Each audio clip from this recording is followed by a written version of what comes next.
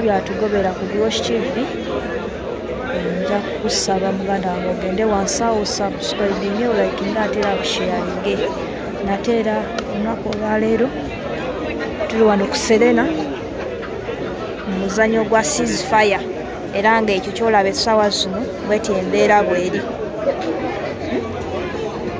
yateredde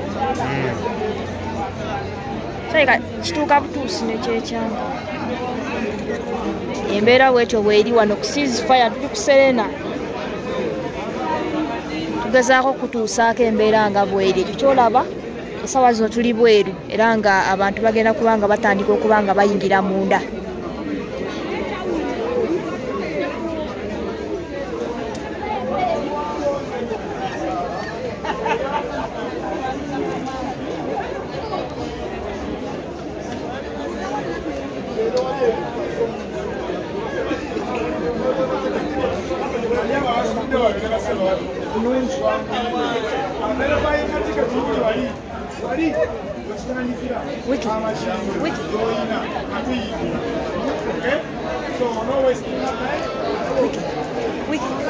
wakensawo tugende nabo waliwe wali footage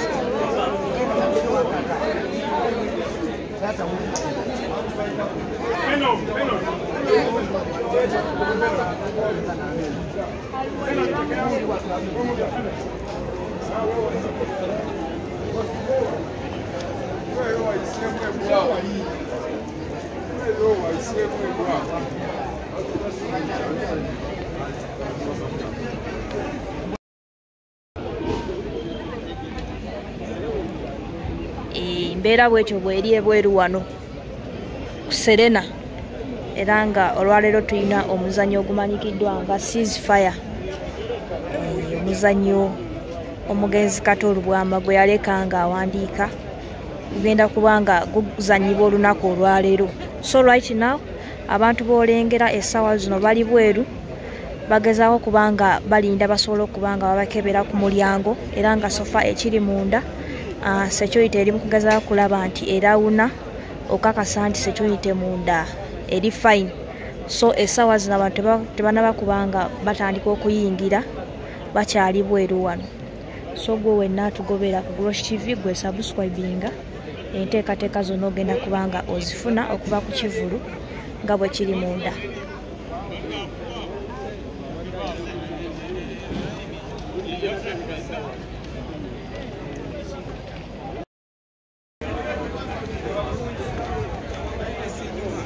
Kyolaba abantu bali mu kuyingira essaawa zino.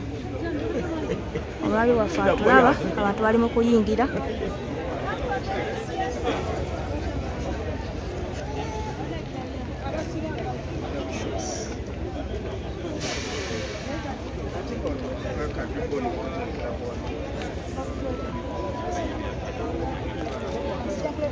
Omulabi waffe atugobera ku Grosh TV nyongera okujjukiza nti olunaku olwaleero tuli wano ku Serena mu muzannyo gwa ceasefire era nga embeera bw'ogiraba essaawa zino abantu bali mu kuba nga bayingira era layini ogiraba nti mpanvu ddala.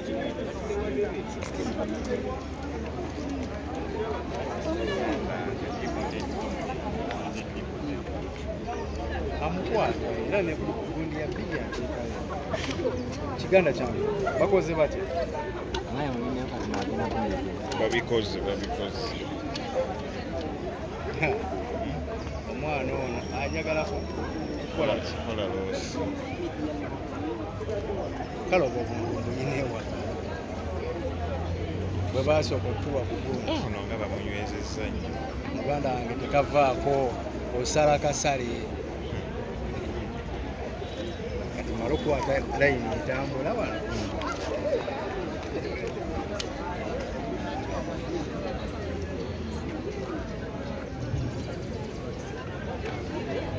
kati kudda wali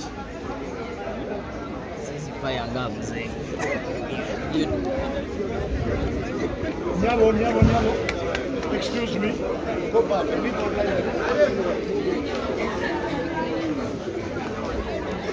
Line bw'otyo bw'ogiraba abantu bali mu kuyingira.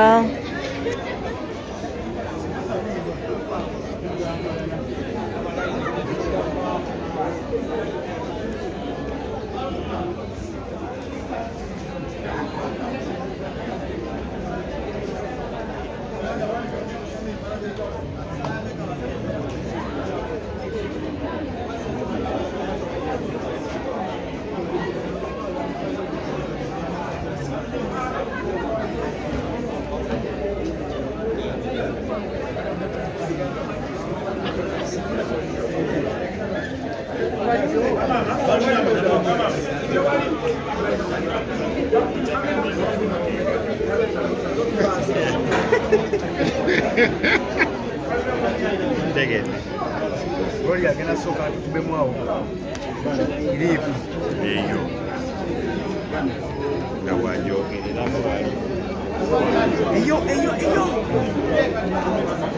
Wonna yakata video kamba subscribing akangako kanyumira. Ya brosho. Simaisho ni brosho jirani. Oyagala kwesiruwaza. Brosho wewe wakoze. So nakuze. Wewe wakoze butagi. Oyagala kola wakawambia sasa. Se wakuze. Akasagala kunyumiza byabaddewo. Ndikulayo. Live yaki. Si live. Posi.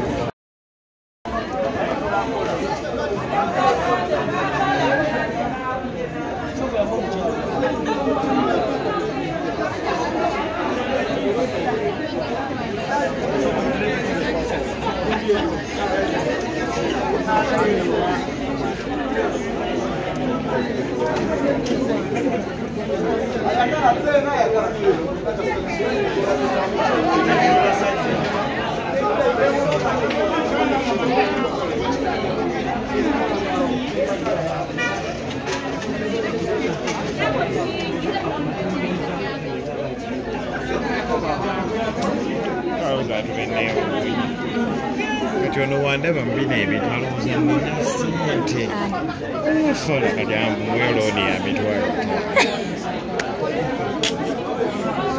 Oina. So shono ina mwaka sente.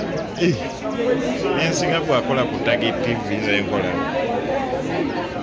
Katika kubuulira omuntu alina amaka katapangisa omuntu alina bizinesi nga yakula tomwerinyako aliseba okwe bemanyi oyingidde.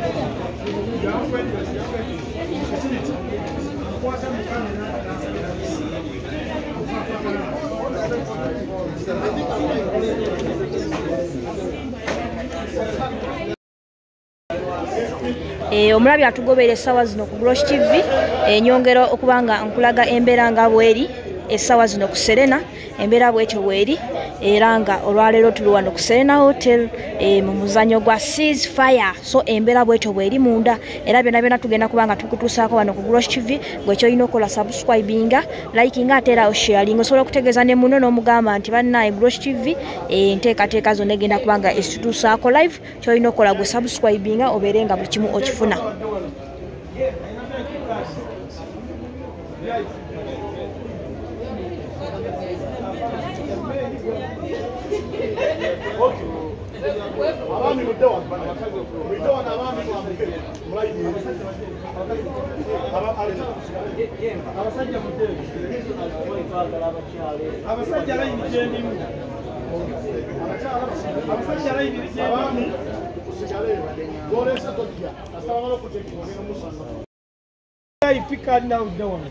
Abami wano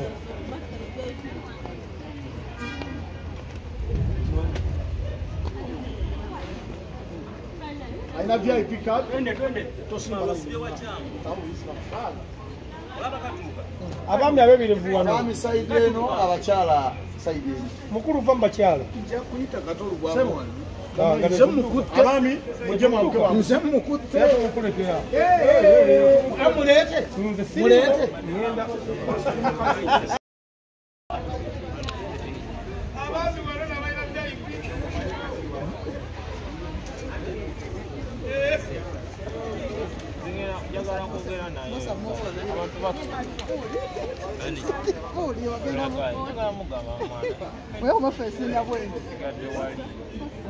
Gwe wenna nga wandyetaaze okwata omukolo gwo nga okwanjula embaga amazaalibwa baby shower kuhinjira n'ebirala bingi nkwanjulira Glosh TV bakafulu b'okuba ebifaananyi n'okwata vidiyo era nga wandyetaaze okulanga wamu ne Glosh TV kuba ku namba y'essimu eno noti 75 noti 31 283 tweyunire oleme kwejjusa.